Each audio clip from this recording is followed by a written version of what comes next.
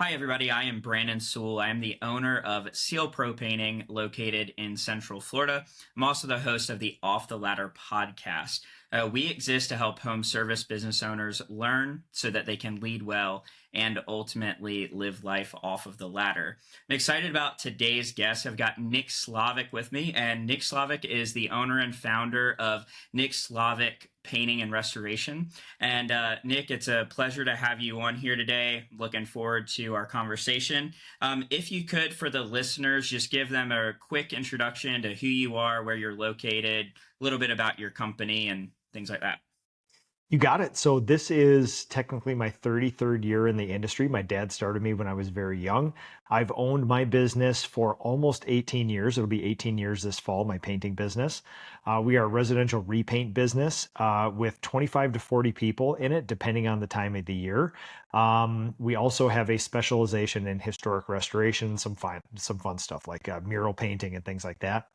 I am the host of Ask a Painter Live. It's a weekly live social media show, kind of about what we talk about here. That's been going on for almost 9 years.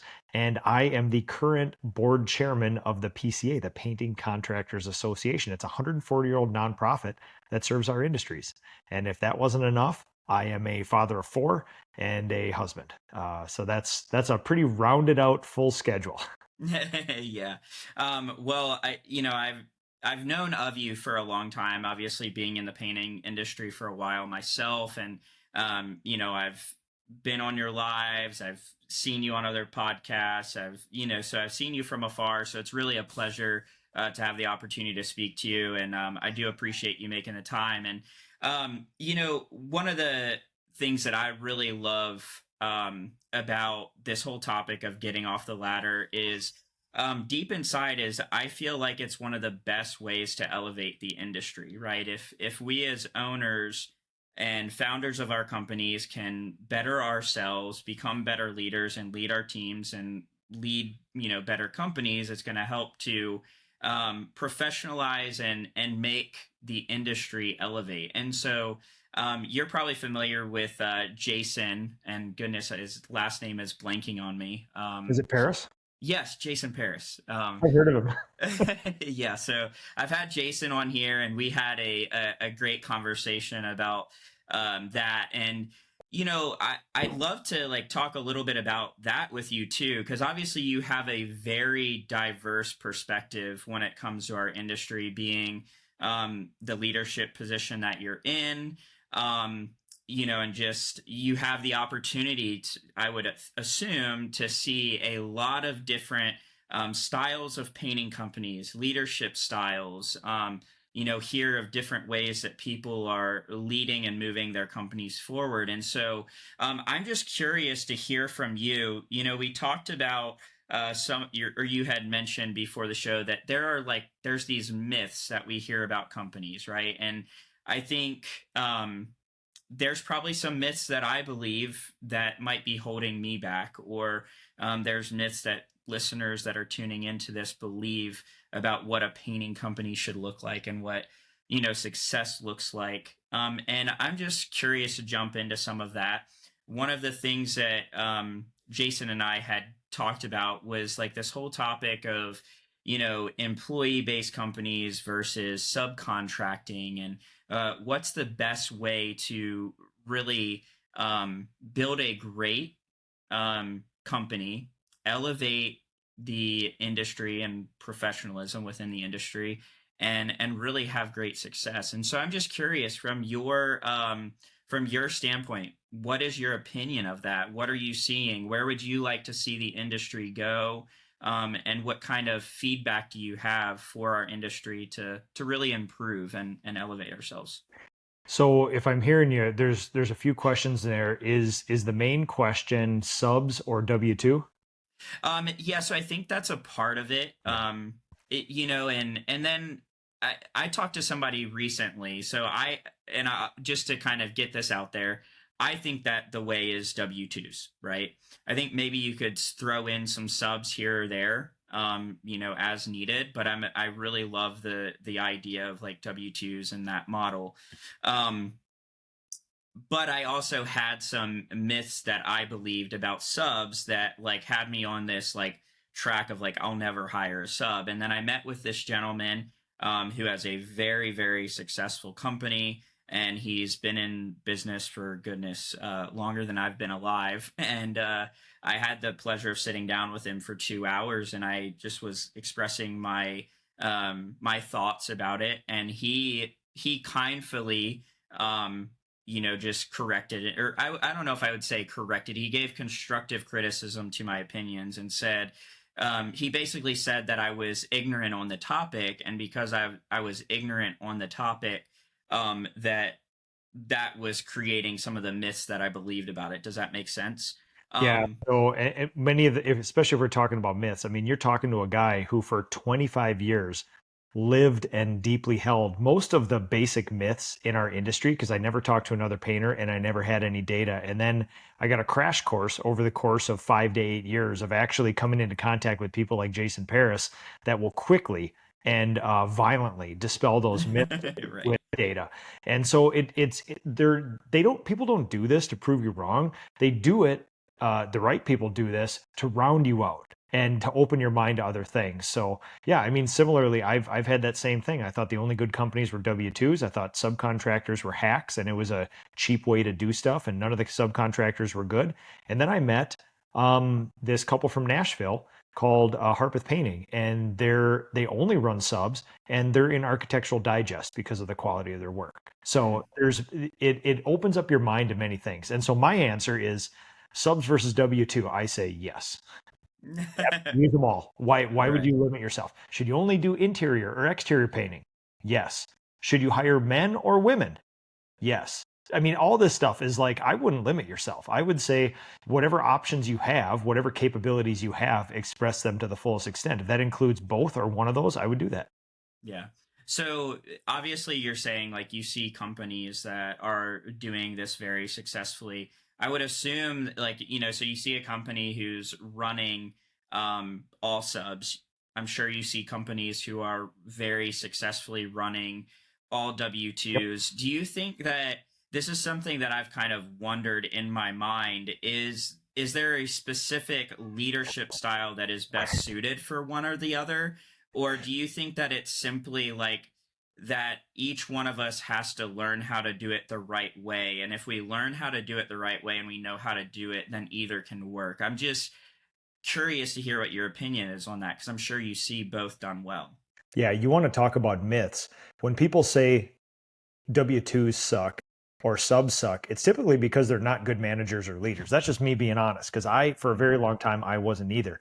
I know an amazing amount of companies who do both very well. I even have some friends who do each of those things very well, who still hold some of those myths or have some very deep rooted opinions about why they do one or the other. And then you can kind of backtrack that to geographic location, company history, their upbringing, things like that. And it's if you ever meet a company who has 150 W-2 painters and they've been around for 4 generations, a lot of times stuff like that works because it has worked for 4 generations and it's a machine with a flywheel that just keeps on rolling. Same thing Mm-hmm. with the submodel. But if you have to start up something today, it's basically your ability to recruit and retain top talent and manage them. And if I'm being honest, me saying this as I was one of these bad managers and leaders too, most of people's myths about the pros and cons of subs versus W-2 or vice versa are rooted in their inability to manage them and hold them accountable, if I'm being honest. Yeah, that sounds good. I mean, that's essentially what the gentleman who I met with had said to me. And this is a guy who has his business currently is international. So he has locations in other countries. It's pretty phenomenal what he's built. He's not in the same industry, he's in soft washing, but still phenomenal what he's been able to accomplish. But he does operate off of a very I mean, it's mostly subcontractors. So what he basically said to me is what you're saying. He was like, the reason why you believe that is because you haven't developed as a leader to understand how to recruit and retain the right subs, and even like have a good vetting onboarding process for it. And he basically said like if you have the right leadership, the right recruiting, the right way to hold them accountable, and all of those things. He said it can work very well and help you actually. So I just thought it was a great perspective. I mean, it comes up very often, and I'm sure you know that. So I appreciate you sharing your perspective from the position that you sit in. Yeah. The other thing that I would ask is, you know, for you, from what I've gathered, you are a craftsman, right? So um have an appreciation for, you know, just the actual work and doing it. That's not a perspective that I have, but it's a you know, it's something that I constantly get questions about or am addressed with, you know, guys who have like this deep appreciation for the craft, and obviously there's obstacles or mindsets or myths that they have to overcome. Like, you know, I have friends of mine who, you know, you hear these common sayings all the time, like, if I don't do it, it can't be done, or if I don't do it, it's not going to be done right. So my question for you, for the listeners, is if they're in this position where they're out in the field, they're the craftsman, they're doing the work, what are some steps or advice you would give them to grow personally and go from being that person, you know, out on the tools doing all the work themselves, to developing themselves and growing to the point where they can, you know, lead a team and have other people do things too? Like, what did that journey look like for you, and how would you encourage them? Yeah, so theme in almost every myth that we'll likely talk about is you are the problem. I mean, you're Mm-hmm. literally standing in the way of all of this happening. And I was. Again, I can talk of this deeply because I spent 25 years in this craft before I started trying to overcome a lot of these myths. So the data portion that I can give is you are not the best. I hear this all the time. This is the most common thing ever. Well, Nick, listen, I appreciate everything that the PCA does and that all this other stuff, all this information, but the problem is I'm the best. I'm already the most expensive in my area. I get that all the time, and I'm booked out 2 years. I can't raise my prices. I can't get better, and nobody can do it to my quality. And in the kindest, gentlest way possible, I would say, you're lying to yourself.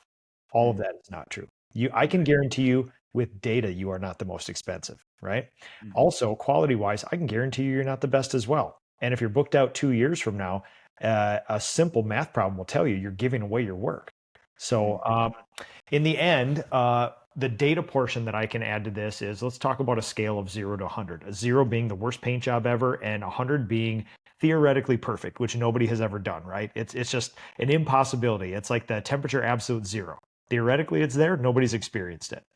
So master craftspeople like me who have been doing this, any craft, for 30 plus years can probably get a 98 out of 100, right? We'll never be perfect, but we can get so far beyond what any client expects.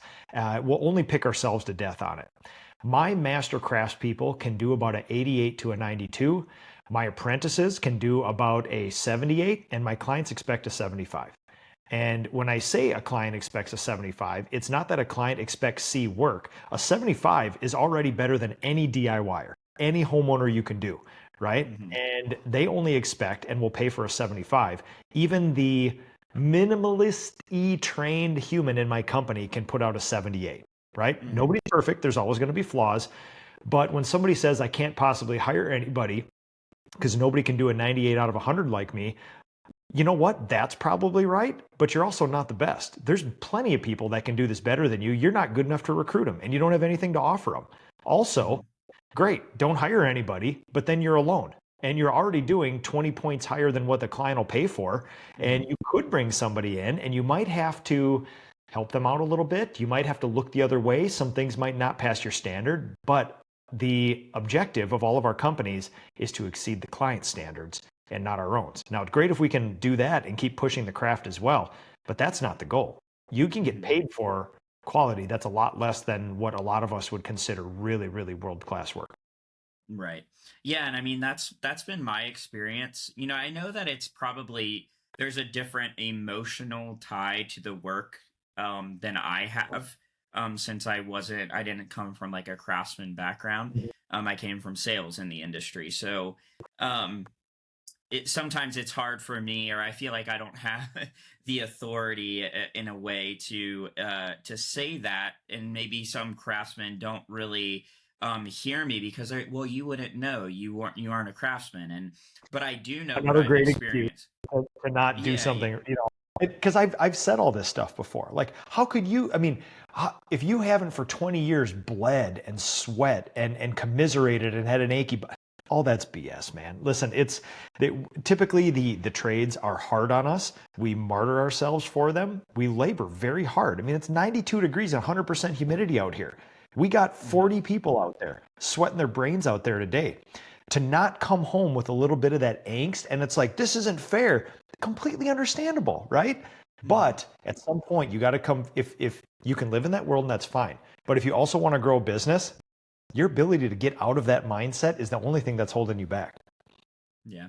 So let's start kind of like a grassroots for somebody. So let's say somebody's in this position.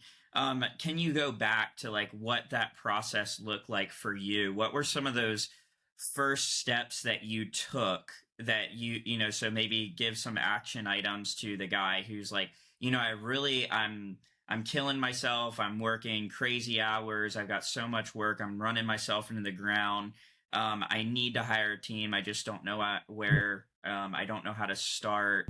I need to get off the ladder. I just don't know how. What are maybe some actionable steps that you would give to that person who's in that mindset, who's in that place to just get started on that journey? Like, where did you start? What would you tell them to do?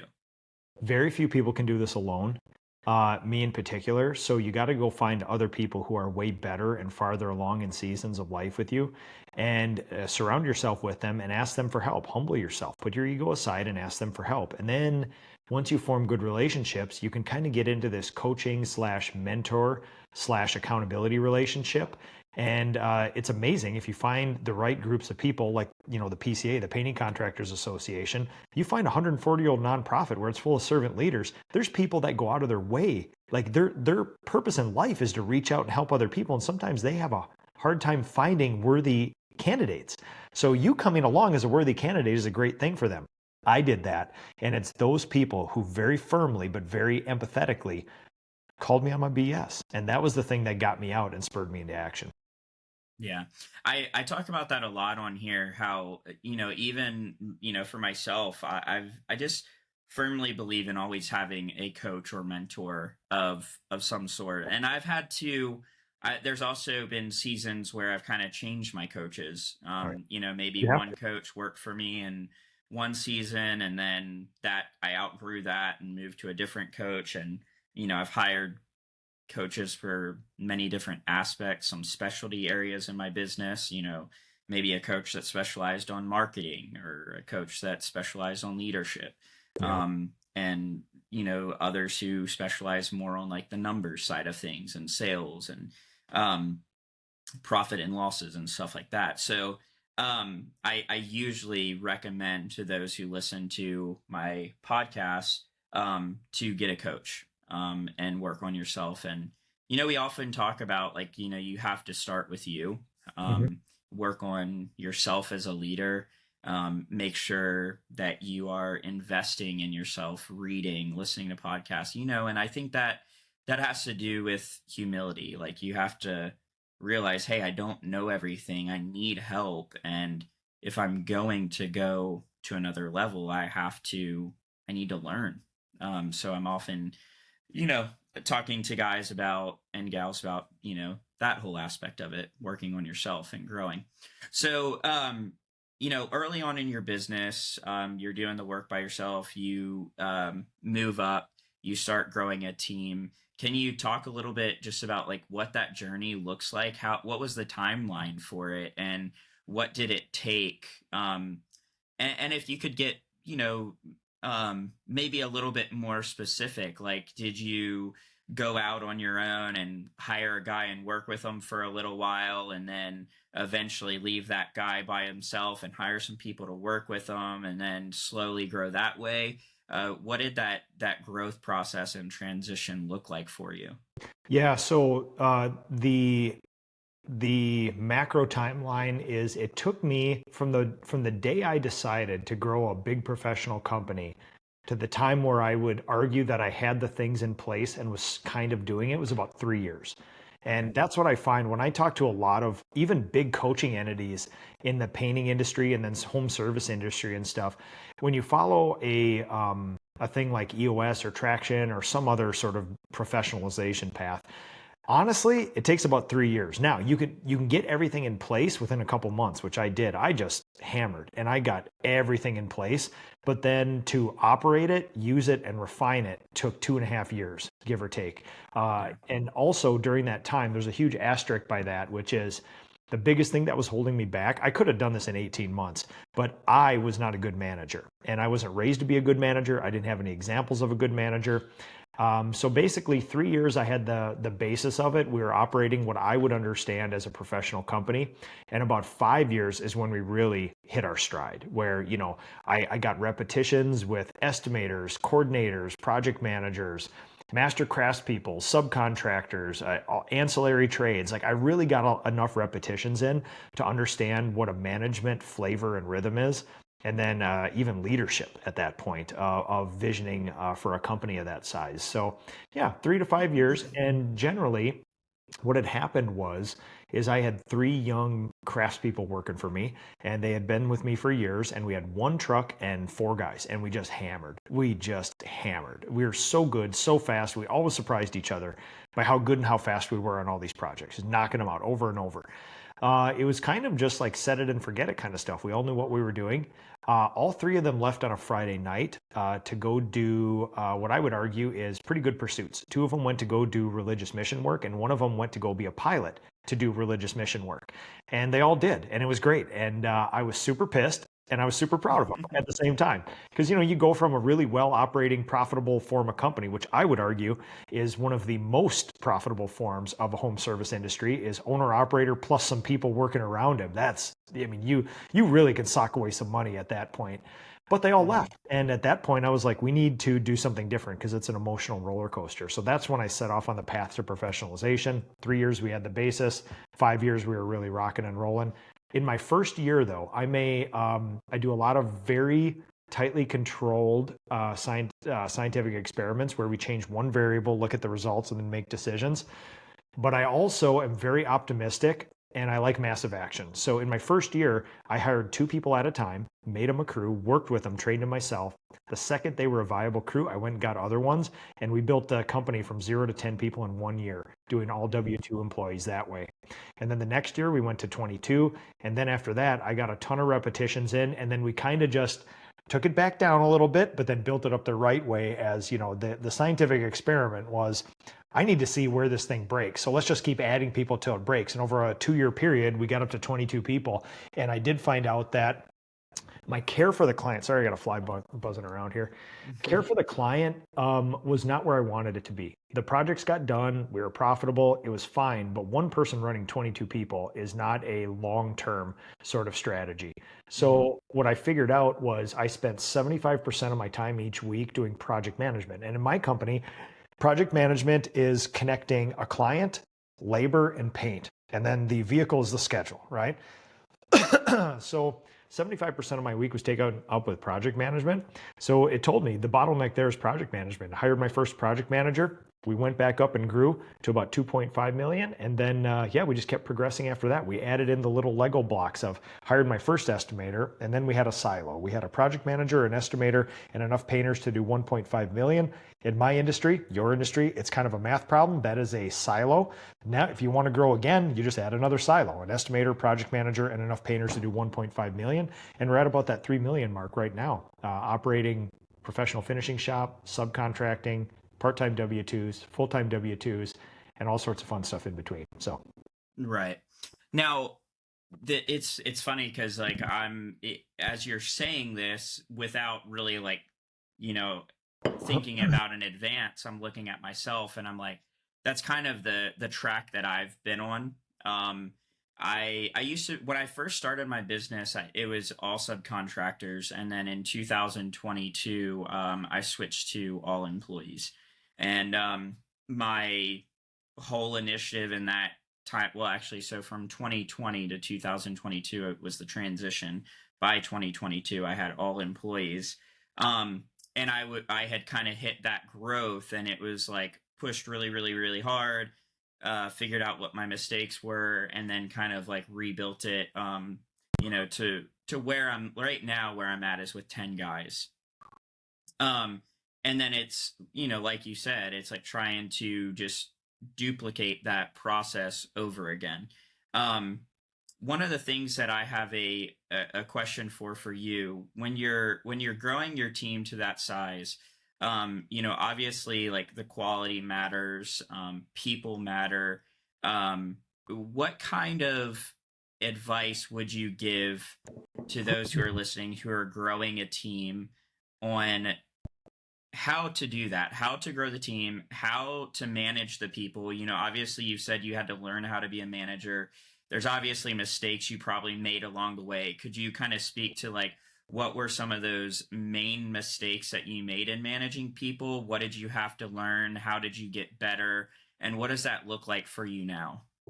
Yeah, so there's three ways that can produce success or failure with subcontractors or W-2s, because they're all humans in the end. Number one is getting the right humans in, so recruiting. Number two is the processes you have in place that build a game board for your people in which to play, so they're not just out there in blue ocean trying to figure it out themselves. And number three is the actual management of those humans. So what do you do to support them every day? And of those three things, you can usually, if you look at why a company is having a horrible time or a very good time with subs or W-2s, you can just look at those. And typically, if they're having trouble with them, you can point to one of those, or maybe even all of them, that aren't working very well. So number one, figuring out who you want in your company. And there's all this BS about, I only need A players. Listen, man, you're hiring an $18 to $20 an hour employee. I don't know what your criteria is for A players. They're not going to have any resume, any good jobs in their past. They may hop around every 6 months. The references are all their friends. I say all this with love, but I'm in the business of hiring young people who have no actionable resume. They don't interview very well. So literally, you're just taking a chance on somebody, hoping they're a decent human being. And then either within the first 2 weeks, they're going to work, or you fire them. And that's just how it works. And that's what entry level employment looks like, right? Same thing with a subcontractor. Everybody says this is going to be great. Everybody says nobody's better than me. I do all sorts of these projects. You give them a project and they either work or they don't. And it's the same thing. And you kind of have to treat them the same way. So number one, understanding that there's no magic personality profile that will tell you if somebody's going to be good or not. There's no magic set of interview questions if they're going to tell you good or not. You can do some things to make sure you don't get a bad person in, but you got to make sure you get the right people in. Number two is the systems you have in place. And there are some very hardcore systems that you can put in place to guide your people so that they understand what you expect of them. And I would argue that all of these systems, and then the third thing, management, has to be done consistently. It can't be, well, I hired this person, I trained them, and now I just want them to work.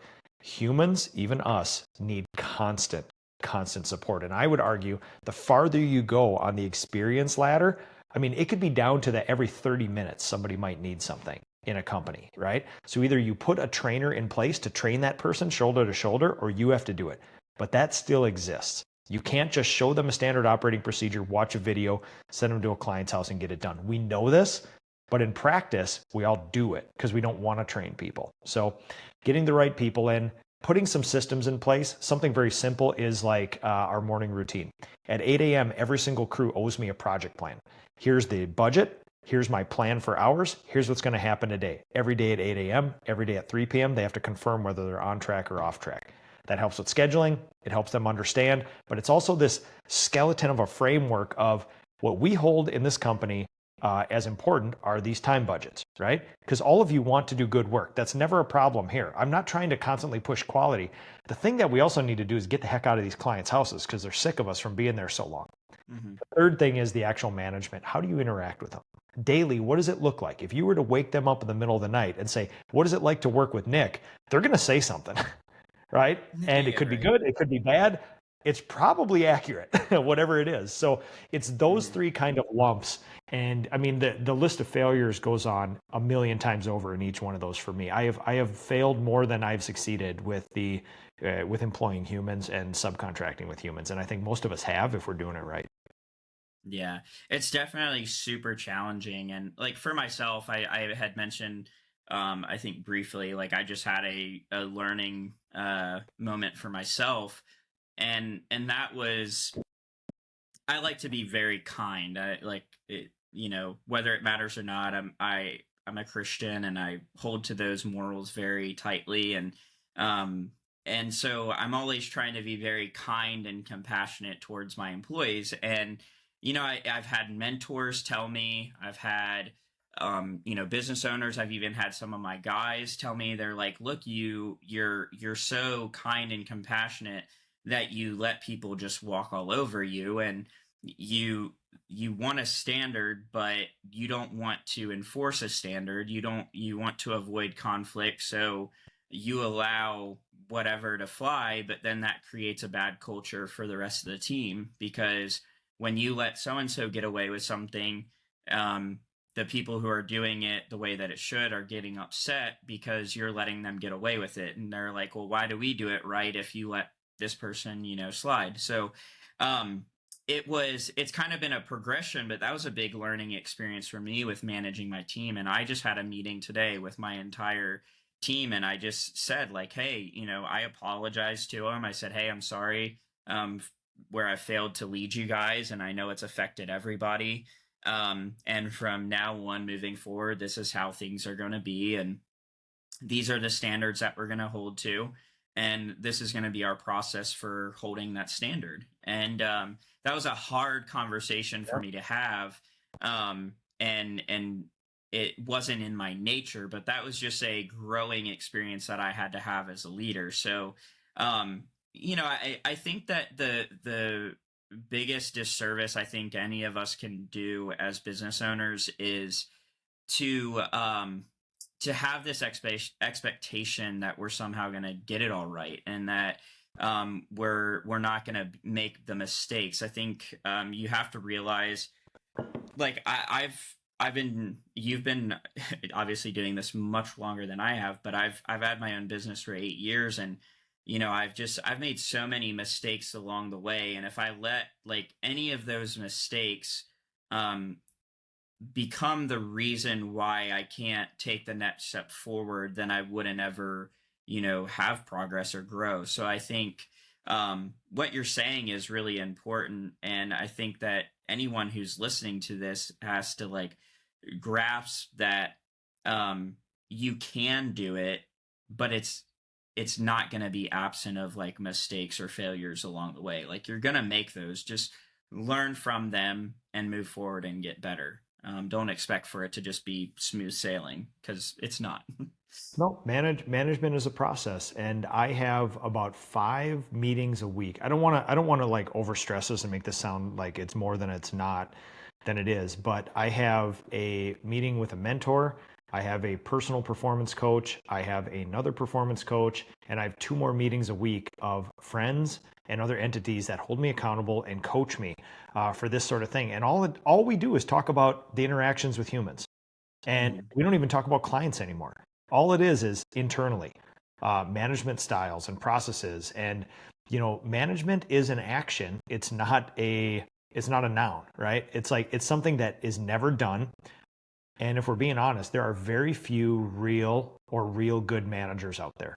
And Mhm. statistically, if we were to just gather up 100 business owners in the painting industry, it's very likely that about 92 or 93 are not managers and may never be managers. And therein lies the stress and the friction with what we do, because the only thing missing from our industry, or the thing that would actually help our industry a lot, is tried and true managers.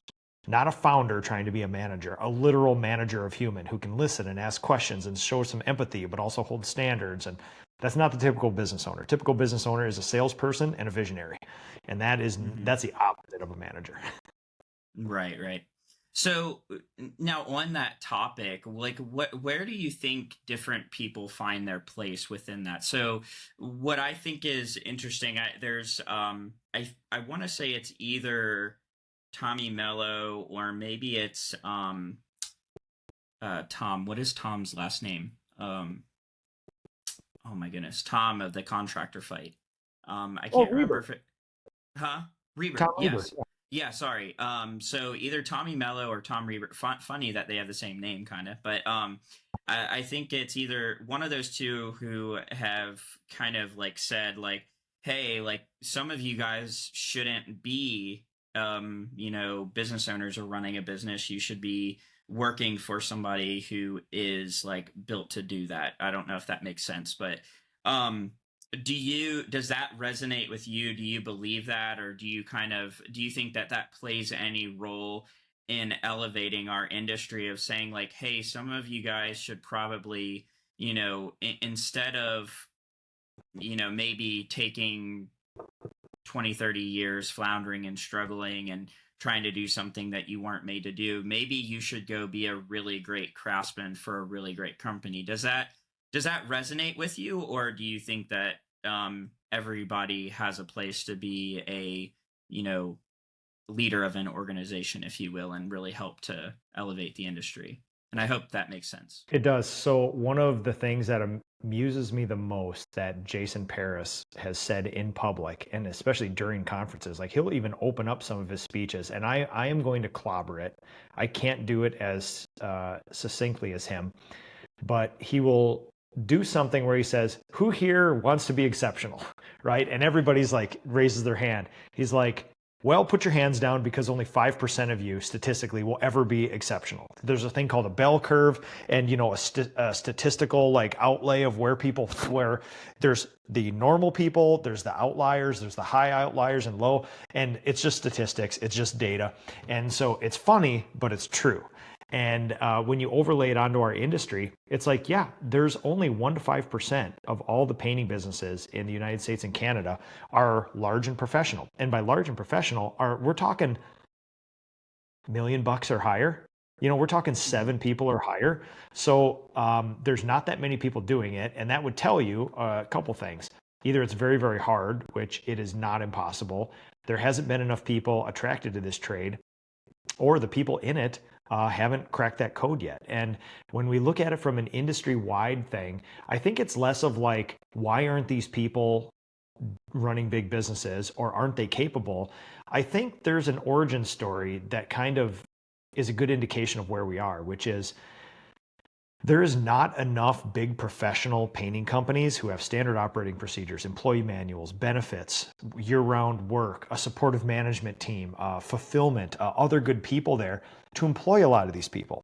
And when you cannot, if you're a very good craftsperson, master craftsperson in this industry, and you should be making between 30 and 40 bucks an hour at a minimum, and if you go out there statistically by the bell curve, you're not going to find a company to work for.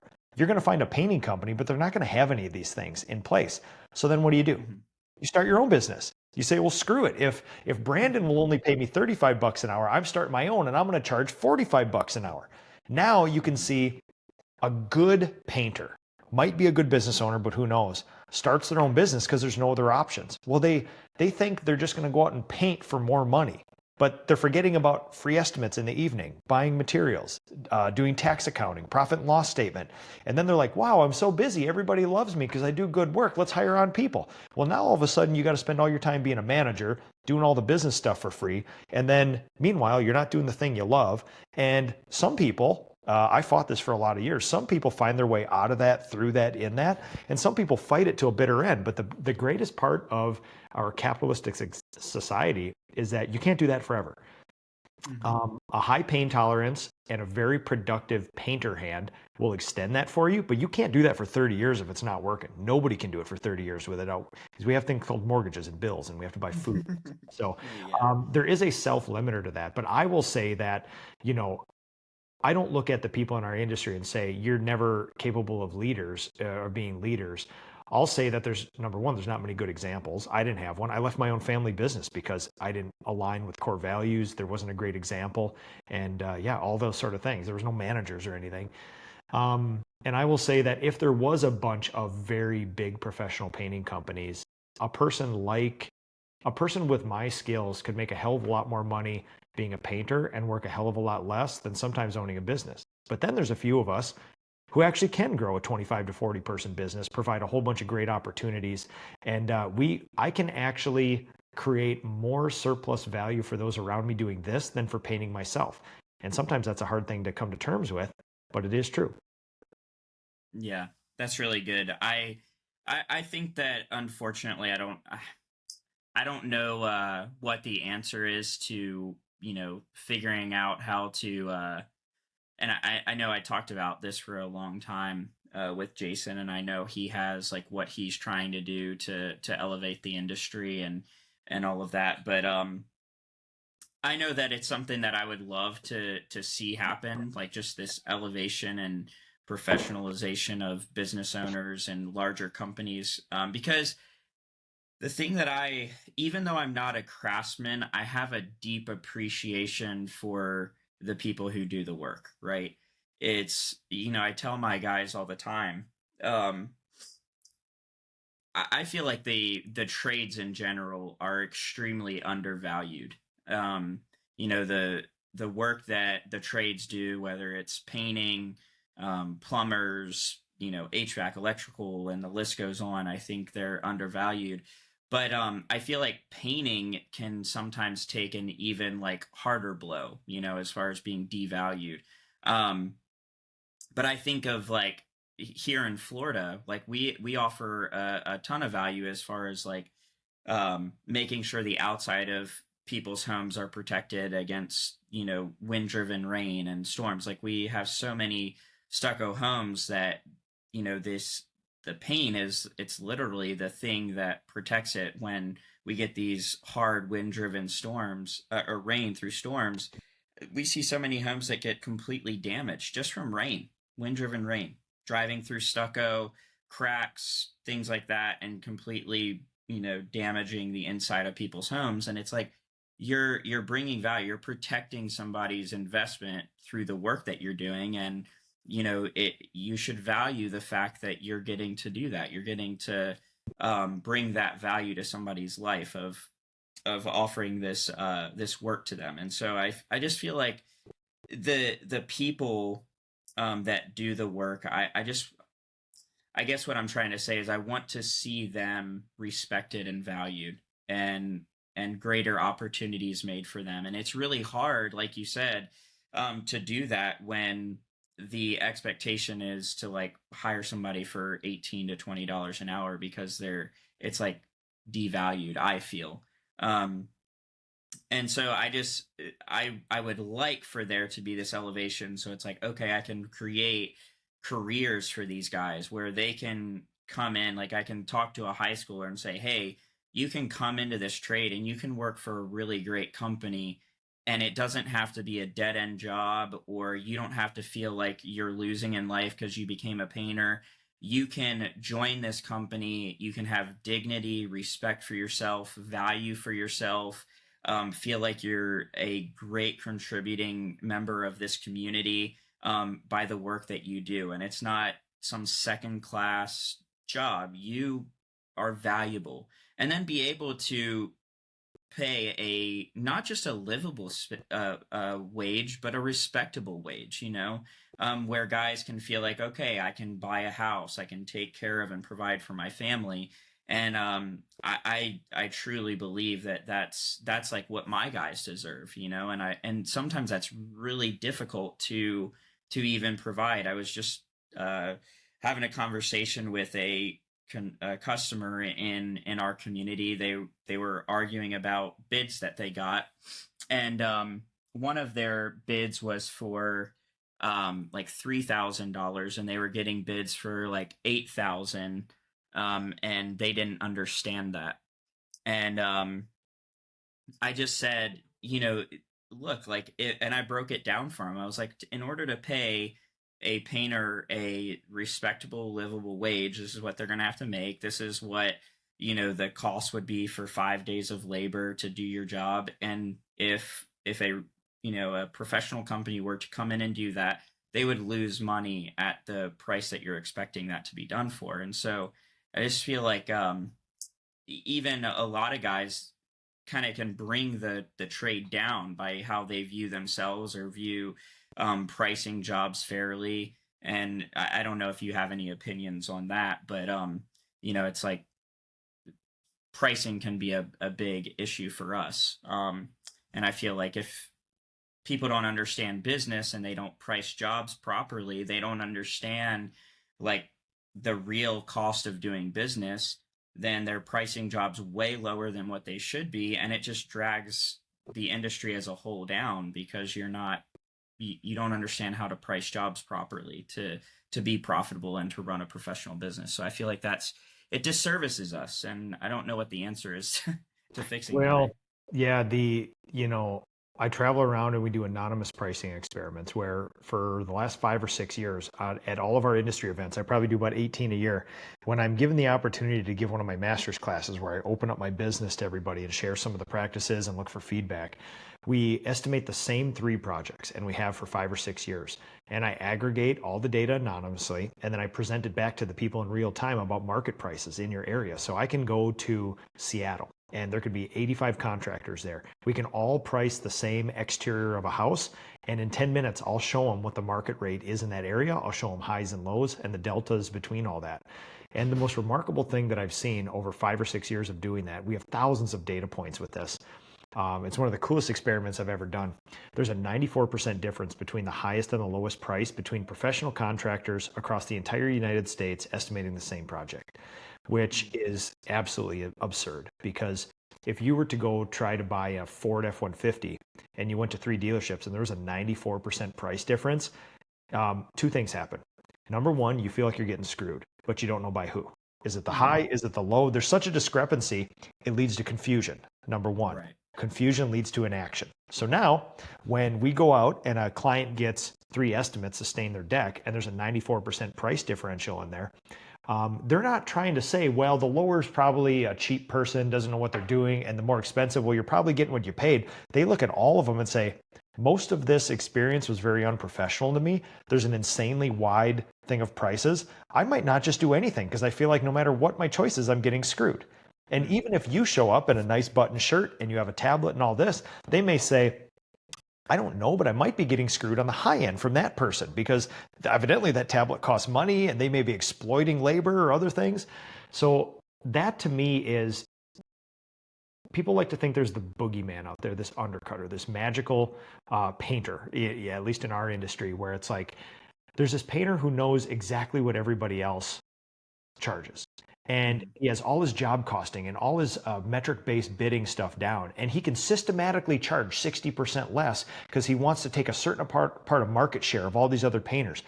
That is hilarious. People laugh in a crowd when you propose that because this whole myth of, when you start talking about why is it slow now? Well, the price these people pay, it's like, yes, there are people who charge less. They're not doing it maliciously. They're doing it because they have no idea what they're doing. And in fact, most of us go out there and charge as much as we think we can charge for our services. There's nobody out there that says, well, I should charge $2,000 to stain that deck, but I'm just going to charge $1,000 a day. Nobody does that. So what you're talking to is probably people who mean well, just do not do job costing, do not have a metric-based bidding thing. And it's not because they even know about it. It might be because they've never had that example. So that's what the PCA, the Painting Contractors Association, and all that stuff is there for, which is just exposing people to good examples and access to information is sometimes all that we need. But then the person has to take it from there and actually do something. Yeah.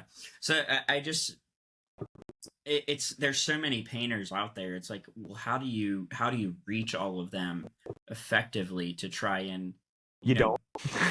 Yeah, you just no, don't. I'm sure it's incredibly challenging, but it would be interesting to try to think of ways to just meet them where they're at. Like I mean, this is a totally like in the moment thought, but I'm just thinking to myself, what if there were representatives of PCA in different communities and, they had like pop-up booths at like paint stores and like, hey, PCA is going to be here for a day just as a resource and, offer painters, some just help, whatever resources they would need, meeting them right where they're at their local store, wherever they decide to, get paint. But, it's just, I think that's, you said it very well. And, I love that data you shared about that 94% difference, because obviously I didn't know that data, but I see it consistently.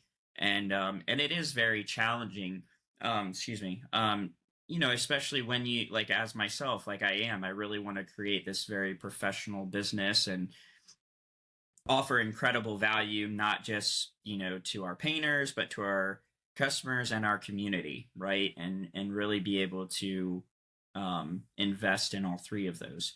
But it is challenging when we go out there and we are faced with those situations with customers. And Well, um, I will. This is another little bit of head trash that I held long ago, which is how are you going to get these jobs when somebody comes in and charges 129 bucks to paint the walls in a bedroom, and my company's charging 463, and that person will say, "Listen, man, you're playing on the wrong game board. There is a thing called client preference. Like some people will go to Arby's for a roast beef sandwich, and that's their preference. Some right. people will go to Manny's Steakhouse, and they usually don't vice versa each other. So Yeah. you get presented, this is what you, when you surround yourself with people who are farther along in this thinking than you, they'll call you on your BS, put their arm around you and say, listen, man, I get it. Hmm. You have probably lost jobs to somebody cheaper. Your job as a business owner is to find other opportunities, find the right people, find those neighborhoods that do support this. And there is a Yeah. thing called client preference. There are some people that would never use the lowest bid, and just probably as many people as would never use the highest bid. So your job is to get out there and systematically find opportunities for your company and then keep refining that so you can be profitable. Awesome. Well, hey, Nick, I appreciate your time. We have a few more minutes really quick before we bring this to a close. I just want to open the floor up for you. Is there any of those myths that you talked about or any information that you'd like to share with the listeners that you think would bring value that maybe you didn't get to speak about as we were talking? The floor is yours. Anything you'd like to share? Couple quick hot bits of stuff. There's something that we coined the owner exit fallacy years ago because we would typically, and especially because you're off the ladder podcast. I mean, one of the goals is, if you want to get off the ladder, number one, you have to make sure it aligns with your life purpose. Growing a big professional business is not for everybody, and this is not a value judgment. You have to make sure that aligns with your life purpose. If a painting vehicle or a soft washing company with a whole bunch of people is a vehicle to help you achieve that purpose, and you can only achieve that purpose with a vehicle like that, pursue it. But if it does not, why would you do that to yourself? That is not a good thing to do, right? There's many other places you can go to potentially support and be a vehicle to your purpose. Number two, owner exit fallacy. This is a simple math problem. In our industry, you need to hire and train and retain about 4 productive painters for you to stop painting and then only run the business. And what that will do is a 1-for-1 swap of your income. If you're bringing home $75,000 to $100,000 a year as a single owner operator residential painter, you're going to need to have 4 people operating in the field profitably, consistently for you to replace that $75,000 to $100,000 income. Now, this means professional business, standard operating procedures, employment practices, recruiting, training, job costing, P&L management, all this other stuff just with 4 painters. Constant daily management for those people. You're going to have to be the estimator, you're going to have to be the project manager, but that is literally the math problem. And it's not because 4 people do what you do. It's because you probably don't pay yourself payroll, not you, everybody else. They probably don't pay themselves their own payroll and you don't count for your own time. If you hire somebody else, you don't just get what's left over and distribute it. You actually have to pay them. So basically, by the time you're done with payroll and burden and all that other stuff, or their percentage you pay them as a subcontractor, they're probably going to afford you about a 15 to 20% net profit. And you're going to need about 4 of those to maintain what you had previously. So that's a simple math problem because a lot of people would come to the PCA and say, listen, I hired 2 painters and I stopped painting. And all of a sudden my company is like financially burning to the ground. It's like, yeah, you don't have enough. You need 4 to replace you consistently Mhm. because you don't pay yourself a payroll. You're just taking distribution. So, and the last thing I can say is this comfortably of all the PCA resources are great. Your podcast is great. There's a whole bunch of insanely good resources out there. Honestly, if you got a couple $100 a month, get a therapist. Literally, you are your own worst enemy. You can momentarily cowboy up to a couple $1,000,000, but if you don't address the things in yourself, which you said very early in the podcast, that'll all come crashing down. And the most interesting thing that I've seen in this industry, for people who do this long enough, I've seen people with 7, 8, 9, $10 million businesses who eventually figure it all out, get a very smooth, profitable business, and they're only left with themselves. And they have not figured out a purpose in life or a vehicle to achieve that purpose. Thus, the midlife crisis and this angst and this potential feeling of dread. So I would say this, above all else, get a therapist. Yeah, that's good. I think that it's really important. One of the things that I focus on a lot as a business owner, and even recommend to a lot of people, not in some kind of soft way. I think that's the other thing. I think therapy gets kind of like a negative connotation. We want to have this Especially in like the trades. tough man mentality. I personally just hold to the opinion. I don't think there's anything um tougher or stronger than being able to admit you need help. I think it takes a lot of like personal just um strength to be able to say, hey, look, I can't do this on my own. I'm going to push my ego and pride to the side. And some people might think that strength is found in that ego and that pride, but just for me personally, I found my strength has been found in a willingness to like let go, you know, um, to have some humility and say, hey, look, I can't do this. I don't know what to do. I need help, whether that's mentally, physically, spiritually, any kind of way. But I think that's really wise advice to whoever's listening to this. Yeah. And if you want to be a big tough guy, big master craftsman, call it performance coaching. That's what it Yeah, is. It's you can get help with job costing and P&L and marketing. Why can't you get help with you being a more performative human? Like make yeah. yourself better. Like that to me is the ultimate. Yeah, same here. We harp on that a lot here at my business, just the whole that whole mentality of humility, and it's something that I have to butt heads with guys, you know, ever so often, but humility is definitely the way. So anyway, I'm going to bring this to a close. Nick, thank you so much for your generosity with your time and being willing to share some value with my listeners. It's been a pleasure to meet you and speak with you. For anyone who's listening to this, if you're listening on YouTube, please like this, comment, share your thoughts below, share it with somebody so that they can learn from the content that we share. And then also, if you're listening on any major podcast platform, I'd appreciate it if you'd rate and review the show, share it with somebody. And as always, I appreciate you listening to this episode, and I'll see you next time on the next episode of the Off the Ladder podcast.